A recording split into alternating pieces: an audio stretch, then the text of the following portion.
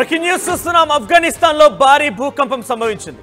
Richter scale పైన 6.3 తీవ్రతతో నమోదైంది. 250 మంది ఇప్పటివరకు మరణించినట్టుగా తెలుస్తోంది. 1000 మందికి పైగా చాలా తీవ్రంగా గాయాలయ్యాయి. జలాలాబాద్ లో వరుసగా 5 సార్లు కంపించింది భూమి. దీని ప్రభావంతో ఆఫ్ఘన్ పాక్ సరిహద్దుల్లో భూకంపం సంభవించింది.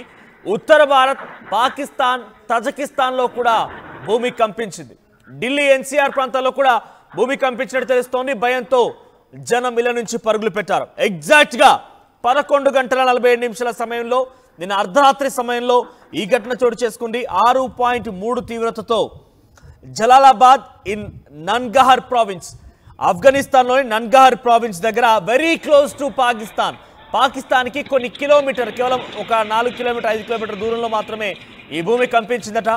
నన్గహర్ ప్రావిన్స్ జలాలాబాద్ దగ్గర 8 కిలోమీటర్ల దగ్గర భూకంప కేంద్రం నమోదైంది. 6.3 తీవ్రత అంటే ఇది ఒక రకంగా చెప్పాలంటే రెడ్ అలర్టే.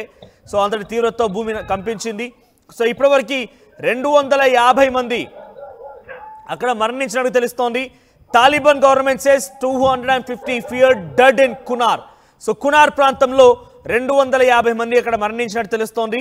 దాని తర్వాత 21 మందిని హుటాహుట అపస్మారక స్థితిలోకి వెళ్తే అందరికీ కూడా ఆసుపత్రి తరలించారు.